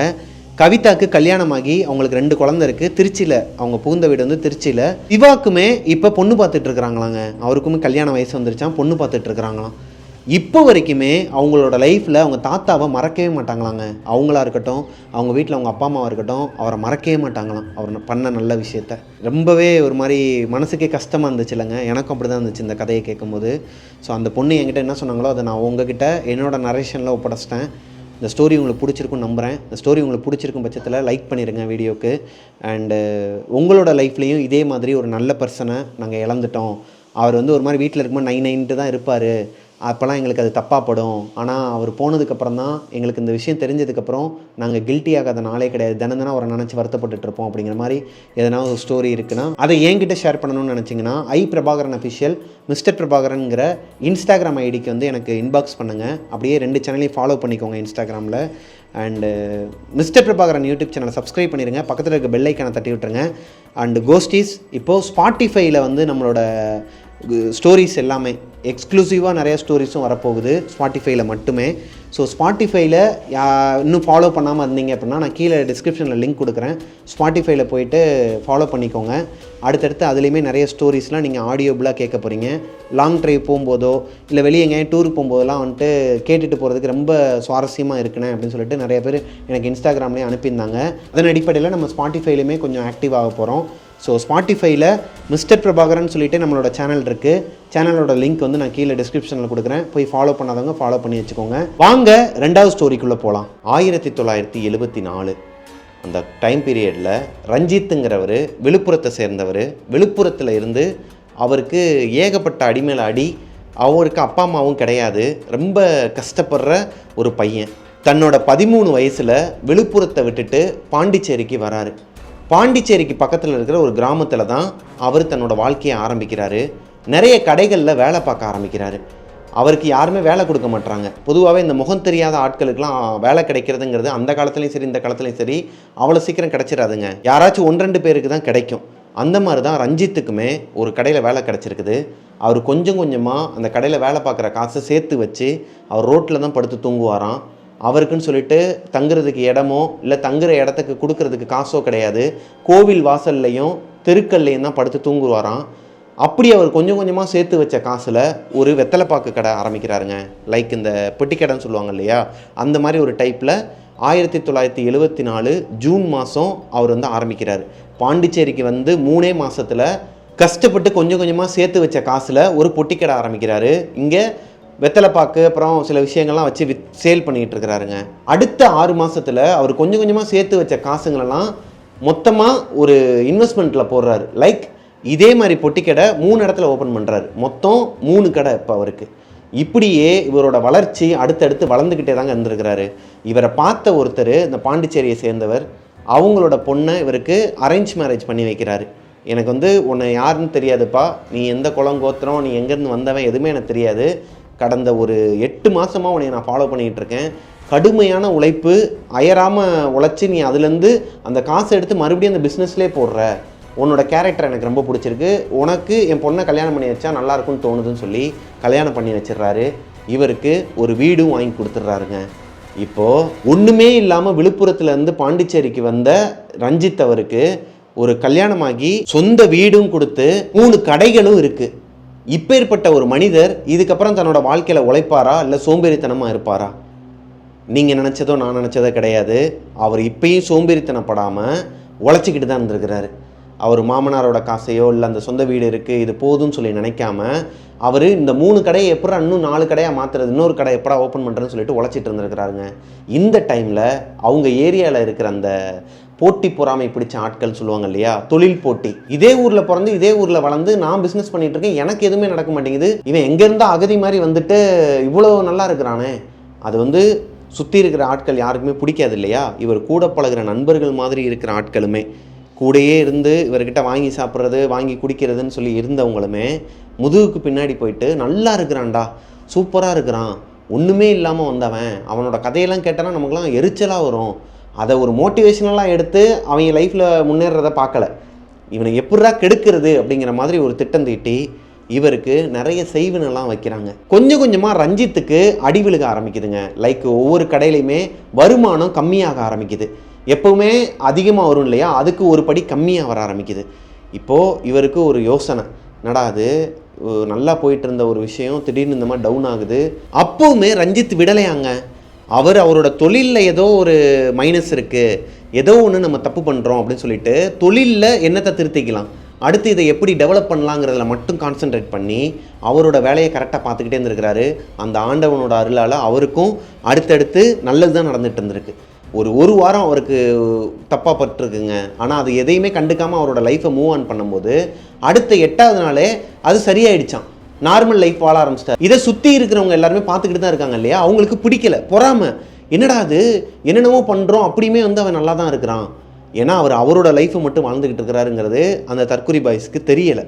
இப்போ என்ன பண்ணுறாருனா, எப்போவுமே அவங்க வீட்டுக்கு பின்னாடி ஒரு சிவன் கோயில் இருக்குமா, அங்கே அதுக்கு பக்கத்துலேயே நிறைய அன்னதானம்லாம் பண்ணுவாங்களாம். அந்த கோயிலுக்கு வரவங்களுக்கு நிறைய பேர் அன்னதானம் பண்ணுவாங்க. ஒருத்தர் 2 பேரில் 10-15 பேருக்கு மேலே அன்னதானம் எப்பயுமே பண்ணுவாங்களாம். இப்போ வரைக்குமே அந்த கோயிலில் பண்ணிகிட்டு இருக்கிறாங்களாம். யாராச்சும் 1-2 பேர். அந்த காலத்தில் 10-15 பேர் பண்ணிகிட்டு இருந்தாங்களாம். இப்போது 1-2 பேர் பண்ணிகிட்டு இருக்கிறாங்களாம். அந்த மாதிரி கோயிலில் போயிட்டு சாப்பிட்ற வழக்கம் உண்டு. சிவனை கும்பிட்டுட்டு வீட்டில் சாப்பிட மாட்டாராம். அன்றைக்கி ஒரு நாள் மட்டும் திங்கக்கிழமை ஆனால் இவர் ஃபுல் அண்ட் ஃபுல் விரதம் இருப்பாராம். கோயிலுக்கு போயிட்டு கோயிலில் அந்த அன்னதானம் போடுற சாப்பாடை மட்டும்தான் சாப்பிட்டுட்டு அப்படியே கடைக்கு போயிடுவாராம். இதுதான் அவரோட ரொட்டீனாக இருந்துட்டு இருந்திருக்கு. இதை கவனித்து அவங்களோட தொழில் போட்டியில் இருக்கிற நண்பர்கள் என்ன பண்ணுறாங்கன்னா, அங்கே போயிட்டு அவங்க அன்னதானம் போடுற மாதிரி ஏதோ ஒரு விஷயத்தை கலந்து, அதாவது செய்வன சூனியம் இந்த மாதிரியான விஷயங்களை இவருக்கு பண்ணி அந்த சாப்பாடை இவருக்கு மட்டும் தனியாக எடுத்து வச்சு அங்கே வரும்போது எப்போ அந்தாப்பா உனக்கு மட்டும் அந்தாப்பா ஸ்பெஷல்பான்னு சொல்லிட்டு தனியாக ஒரு கூட்டு மாதிரி பொரியல் மாதிரி வச்சு எதுலேயே கலந்து கொடுத்துட்டாங்களாங்க. சிவப்பிரசாதத்தில், கோவில் பிரசாதத்தில் கலந்து இவருக்கு கொடுத்துருக்குறாங்க. அது இவருக்கு அடிக்கலை. அந்த சாப்பாடை சாப்பிட்டதுக்கப்புறமா அடுத்து ஒரு வாரமாக படுத்த படுக்கையாங்க ரஞ்சித். ஆனால் 8வது நாள் மறுபடியும் அவரோட தொழிலை பார்த்து மூவ் ஆன் பண்ண ஆரம்பிச்சிட்டாரு. இது அவரோட உடம்புக்கு எதுவுமே ஒரு பெரிய அமானுஷ்யத்தையோ இல்லை அவர் சாகிற அளவுக்கோ அந்த மாதிரிலாம் எதுவுமே கொண்டு போகலை. ஆனால் அவங்க ஒய்ஃபுக்கு அடிச்சிருக்குதுங்க. அவங்க ஒய்ஃபோட பேர் செல்வி. இவங்க என்னதான் அரேஞ்ச் மேரேஜ் பண்ணாலும் 2 பேருமே லவ் பண்ணிட்டு இருந்திருக்கிறாங்க. சிலர் மேரேஜுக்கு முன்னாடி லவ் பண்ணுவாங்க, சிலர் மேரேஜுக்கு அப்புறமா, அதாவது அரேஞ்ச் மேரேஜாக இருந்தாலுமே அவங்கள லவ் பண்ணுவாங்க, ஒய்ஃபை லவ் பண்ணுவாங்க. பொதுவாகவே லைஃப்பில் ஒருத்தருக்கு லவ் பண்ணால் தான் அது வாழ்க்கை. சிலர் மேரேஜுக்கு முன்னாடி லவ் பண்ணிவிட்டு அப்புறமா மேரேஜ் பண்ணிப்பாங்க, அது லவ் மேரேஜ். சிலர் அரேஞ்ச் மேரேஜ் பண்ணதுக்கு அப்புறமா ஒய்ஃபை லவ் பண்ணிட்டு இருப்பாங்க, ஹஸ்பண்டை லவ் பண்ணிட்டு இருப்பாங்க. அந்த மாதிரி கேட்டகரி தான் ரஞ்சித் செல்வி இவங்களோட பேருங்க. இவங்க 2 பேருமே ரொம்ப உயிராக லவ் பண்ணிட்டு இருந்திருக்கிறாங்க. இவங்களுக்கு மொத்தம் 4 பசங்க. இந்த 4 பசங்களையுமே அவங்க மாமனார்கிட்ட காசு வாங்கி படிக்க வைக்க மாட்டாராம். இவரோட தொழிலேருந்து என்ன வருதோ, இவர் என்னென்ன சம்பாதிக்கிறாரோ அந்த காசு, இவர்கிட்ட வர காசை மட்டும் வச்சு அவங்க பசங்களை படிக்க வச்சுட்டு இருந்திருக்கிறாரு. அந்த காலத்தில் லைஃப் நல்லா தாங்க போயிட்டு இருந்திருக்குது. ஏதோ தப்பாக பட்டிருக்கு, போட்டி பொறாமல் இருக்குது, கண்கோளாறுன்னு நினச்சிட்டு இருந்திருக்கிறாரு ரஞ்சித். அதை சிவன்கிட்ட மட்டும்தான் முறையிடுவாராம். எனக்கு கண்கோளாறு இருக்குது, என்னை சுற்றி இருக்கிறவங்களே என்னை பார்த்து பொறாமப்படுறாங்கங்கிறது எனக்கு தெரியும் ஐயா, ஆனால் நீங்கள் பார்த்துக்கங்க, நான் என்னோடய லைஃப்பை வாழ்ந்துக்கிட்டு இருக்கேன், நான் இதில் கரெக்டாக போயிட்டுருக்கேன்னு சொல்லிட்டு போயிட்டு இருந்திருக்கிறாருங்க. கொஞ்ச நாளில் அவங்களோட ஒய்ஃப் செல்வி படுத்த படுக்கையே ஆகுறாங்க. பிளட் வாமிட் எடுக்கிறாங்க. அவங்களுக்கு என்ன ஆச்சுங்கிறதே இவருக்கு தெரியலை. இவரால் முடிஞ்ச அளவுக்கு பெரிய பெரிய ஹாஸ்பிட்டலில் அந்த காலத்திலே இந்த மருத்துவச்சின்னு இருப்பாங்க இல்லையா, அவங்கக்கிட்டலாம் போய் பார்க்குறது, அது போக ஹாஸ்பிட்டலுக்கும் போய் பார்க்குறதுன்னு சொல்லிட்டு இவரால் என்னென்ன முடியுமோ, யார்கிட்ட மூவ் பண்ண முடியுமோ எல்லாத்தையுமே போய் பார்த்துருக்கிறாரு. கடைசியில் செல்வி அவங்கள காப்பாற்ற முடியலை, அவங்க இறந்துடுறாங்க. அப்போல்லாம் இந்த ஸ்கேன் பண்ணுறது இந்த மாதிரியான ஒரு ஆப்ஷன்ஸ்லாம் கிடையாதுங்க. மோஸ்ட்லி இப்போவே ஸ்கேன் பண்ணாலுமே இது என்னன்னு தெரிலங்க. நம்ம நிறையா கதைகளில் பார்த்துருக்கோம், இது என்னன்னே தெரில, இவங்களுக்கு வயிறு நல்லா தான் இருக்குது, ப்ரெக்னெண்ட்டாக தான் இருக்கிறாங்க, இவங்களுக்கு கர்ப்பப்பையில் எந்த ப்ராப்ளமும் இல்லை, ஆனால் குழந்தை ஏன் அபார்ஷன் ஆகுதுன்னு தெரியலைன்னு சொல்லிட்டு போன ஸ்டோரியில் தான் நம்ம பார்த்துருப்போம். அதே மாதிரி தான் ஸ்கேன் பண்ணுற மிஷின் எல்லாமே இருந்து இந்த டெக்னாலஜியான வேர்ல்டுலேயே கண்டுபிடிக்க முடியலன்னா 1978 அந்த பீரியட்லலாம் அவங்களால எப்படி கண்டுபிடிக்க முடியும்? அவங்களுக்கு என்ன பிரச்சனைனே தெரியலை. ஆனால் அந்த மருத்துவச்சி அம்மாவிலேருந்து எல்லாருமே என்ன சொல்கிறாங்கன்னா, இந்த பொண்ணு பொசஸ் ஆகிருக்கிறாங்க, லைக் இவங்க மேலே ஏதோ ஒரு ஆத்மா ஏறி இருக்குது, இவங்க அதனால தான் அந்த ஆத்மா தான் இவங்களோட உடம்புக்குள்ளே இருந்து இவங்களை கொஞ்சம் கொஞ்சமாக கொன்னுக்கிட்டு இருக்கு. ஏன்னா நைட்டானால் அலறி அடித்து கத்துவாங்களாம், 4 பசங்களுமே எந்திரிச்சிருவாங்களாம். இவர் ரஞ்சித்துமே எந்திரிச்சிருவாராம். நைட்டு முழுக்க தூங்கவே மாட்டாங்களாம். அவங்களோட ஒய்ஃப் கூடயே உட்காந்துக்கிட்டு இருப்பாராம். அவங்க ஒரு மாதிரி பேய் பிடிச்ச மாதிரியே பண்ணுவாங்களாம். இந்த 4 பசங்க இருக்காங்க இல்லையா, அதில் ஒரு 2 பசங்க வந்து லாஸ்ட்டு 2 பசங்க வந்து இவங்களோட ரொம்ப ஃபிட்டாக, அதாவது அவங்கள பெட்டும்பாங்க இல்லையா, 4 பசங்க 3 பசங்க வீட்டில் இருக்கிறாங்கன்னா கடைக்குட்டி வந்து ரொம்ப செல்ல பிள்ளைம்பாங்க இல்லையா, அந்த மாதிரி 2 பிள்ளைங்க செல்ல பிள்ளைங்க. அந்த 2 பசங்களும் எப்பயுமே அவங்க அம்மாவுக்கு பக்கத்தில் தான் படுத்துருப்பாங்களாம், லெஃப்ட் அண்ட் ரைட்டில். அப்படி படுத்துருக்கிறவங்கள முடியை பிடிச்சி இழுத்து அந்த செவத்தில் முட்டை வச்சுருக்கிறாங்க 2 பசங்களையும். அந்த பசங்களுக்கு தலைலாம் வீங்கி போய் அலறி அடிச்சுட்டு ஒரு மாதிரி ரொம்ப இந்த மாதிரி ஏகப்பட்ட அமானுஷங்கள் நடந்திருக்குது. ரஞ்சித்துக்கு இதெல்லாம் பார்க்கும்போது அழுக வருது. நல்லா இருந்த பொண்ணு என்ன ஆச்சு? ரஞ்சித்தால் அவர் கூட இருக்கிறவங்கள சந்தேகப்படவும் முடியலை.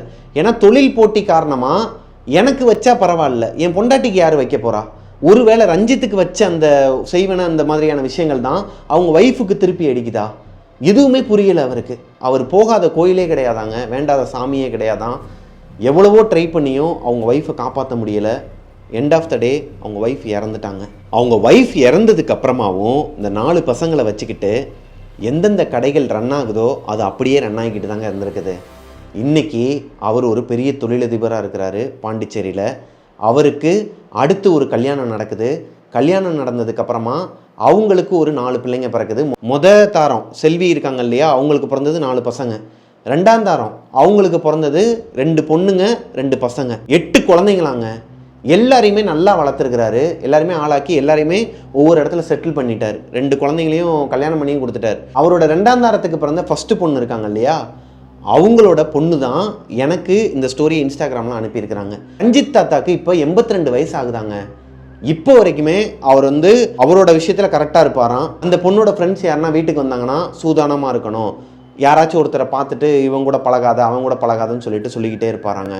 இவங்களுக்கு ஒரு மாதிரி நசையாக தான் இருந்திருக்குது. என்னடா அது எப்போ பார்த்தாலும் நசன்னு இருக்கிறாரு, வீட்டுக்கு வரவங்களெல்லாம் இப்படிலாம் சொல்கிறாரு, இந்த அங்கே உட்கார வைக்காத இங்கே உட்கார வைக்காதுன்னு சொல்லிட்டு இருக்கிறாரு, என்ன ஜென்ரேஷனில் வாழ்ந்துட்டு இருக்கிறாருன்னு சொல்லி இவங்களுக்கே கடுப்பாகுமா. காலப்போக்கில் தான் அவரோட கதை என்னங்கிறத அவங்க அம்மா கிட்ட கேட்டு தெரிஞ்சுக்கிட்டதுக்கு அப்புறமா இந்த பொண்ணுக்கே ஒரு மாதிரி அழுக வந்திருக்குது அவங்க தாத்தாவோட ஸ்டோரியை கேட்டு. இந்த ஸ்டோரியிலேருந்து இந்த பொண்ணு என்ன சொல்ல வராங்கன்னா, ஆக்சுவலாக நானுமே என்ன சொல்ல வரேன்னா, அந்த பொண்ணு சொன்னது தான் எனக்குமே தோணுச்சு. என்ன சொல்ல வரோம் அப்படின்னா, ஒருத்தவங்க உங்கள் கூட, அதாவது உங்கள் கண்ணு முன்னாடி உங்களுக்கு யாருனே தெரியாத ஒரு நபர் வந்து முன்னுக்கு போயிட்டுருக்கிறாரு. அவர் வந்து அவரோட வாழ்க்கையில் உழைச்சி சம்பாரிச்சு இந்த நடிப்பு அரக்கன்கிற பேரில் நடித்து அழித்து ஊர் அழிக்கிற அந்த மாதிரி கேங்குக்கு நான் சொல்ல வரல. உண்மையான உழைப்பு இதில் வந்து ஒரு இந்த விசுவாசம்னு சொல்லுவாங்க இல்லையா, என்னோடய தொழிலுக்கு நான் விசுவாசமாக இருப்பேன், என்னோடய தொழிலில் நான் கரெக்டாக இருப்பேன், நேர்மையாக இருப்பேன், இந்த ஹானஸ்ட், அப்படி இருக்கிற ஒரு பர்சனை பார்த்து நீங்கள் பொறாமப்படாதீங்க. அவங்கள உங்களோட ரோல் மாடலாக எடுத்துக்கங்க. அவங்கள விட நம்ம இன்னும் எவ்வளோ ஹார்ட் ஒர்க் பண்ணணும், அவங்கள விட நம்ம என்ன பண்ணணும் அப்படிங்கிறதுல தான் நீங்கள் கான்சென்ட்ரேட் பண்ணணுமே தவிர்த்து அவனை எப்படி அழிக்கலாம், அவனை வந்து எப்படி நம்ம வளர விடாமல் தடுக்கலாம் அப்படிங்கிறதுல கான்சென்ட்ரேட் பண்ணாதீங்கிறது தான் இந்த கதையோட ஒரு விஷயங்க. இந்த ஸ்டோரியை பொறுத்த வரைக்கும் இந்த அமானுஷ்யம், இந்த ஹாரரான விஷயங்கள் அப்படி இப்படின்னு சொல்லிட்டு அதை அதிகமாக நம்ம எதிர்பார்க்குறத விட இதில் இருக்கிற அந்த ஒரு மோட்டிவேஷனலை வந்து எடுத்துக்கிட்டு அவங்களோட வாழ்க்கையில் அப்ளை பண்ணால் ரொம்ப நல்லாயிருக்கும்னு நான் நினைக்கிறேன். இந்த ஸ்டோரி உங்களுக்கு பிடிச்சிருக்குன்னு நம்புகிறேன். இந்த 2 ஸ்டோரியுமே உங்களுக்கு பிடிச்சிருந்துச்சு அப்படின்னா லைக் பண்ணிடுங்க. உங்களோட வாழ்க்கையிலுமே இதே மாதிரி எதனா ஒரு அமானுஷயங்கள் நடந்திருக்குது இதை என்கிட்ட ஷேர் பண்ணணும்னு நினச்சிங்கன்னா பிரபாகரன் அஃபிஷியல் மிஸ்டர் பிரபாகரன்கிற இன்ஸ்டாகிராம் ஐடிக்கு இன்பாக்ஸ் பண்ணுங்கள். மிஸ்டர் பிரபாகரன் யூடியூப் சேனலை சப்ஸ்கிரைப் பண்ணிடுங்க. பக்கத்தில் இருக்க பெல் ஐக்கானை தட்டி விட்டுருங்க. நெக்ஸ்ட்டு ஒரு சூப்பரான ஸ்டோரியில் உங்களை மீட் பண்ணுற வரைக்கும் பாய்.